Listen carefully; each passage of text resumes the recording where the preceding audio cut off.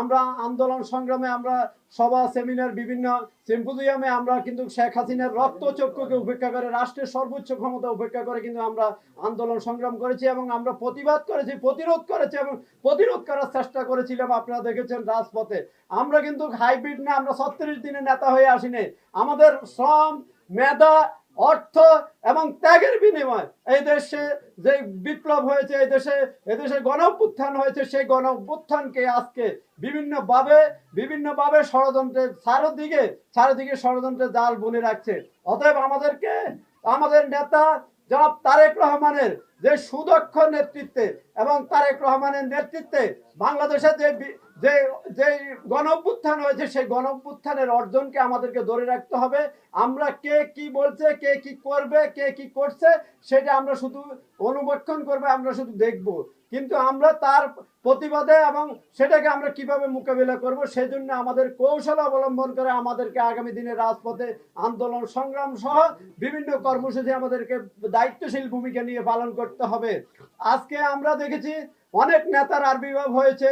আজকে আমরা দেখেছি নীলা মার্কেটে গিয়ে রাতের অন্ধকারে তারা হাঁসের পার্টি করে এবং সেখানে না পেলে হোটেল ওয়েস্টিনে আসি হাঁসের গোস্ত খাওয়ার জন্য উৎসব মুখর যে প্রেরণা যোগাচ্ছে, সেটা গতকাল আমরা দেখেছি গণ অধিকার পরিষদের আমাদের বিভিন্ন উর্কাও দেখা গেছে।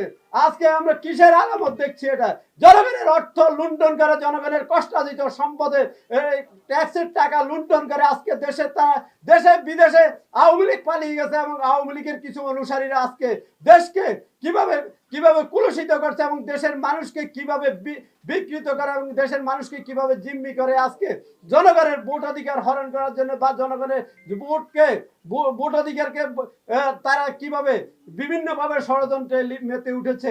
আমরা বলতে চাই কোনো ষড়যন্ত্র কাজ হবে না। আমাদের জাতীয়তাবাদী আদর্শ এবং ইসলামী মূল্যবোধের শক্তিকে আমাদেরকে সবাইকে কাঁধে কাঁধ মিলিয়ে আগামী দিনের যেই কোনো সংকটে আমাদেরকে সবাইকে ঐক্যবদ্ধভাবে প্রতিরোধ করতে হবে, প্রতিহত করতে হবে। তাহলে আমরা আমাদের যে লক্ষ্য উদ্দেশ্য, আমাদের নেতা জনাব তারেক রহমান যে 31 দফা কর্মসূচি দিয়েছে, সেই 31 দফার কর্মসূচির সুফল আমরা পাবো ইনশাল্লাহ।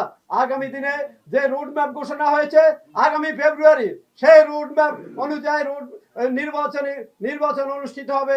এই নির্বাচনকে কেউ বাধাগ্রস্ত করতে পারবে না। আজকে আমরা দেখেছি অনেকে হুমকি দিচ্ছে নির্বাচন হতে দিবে না।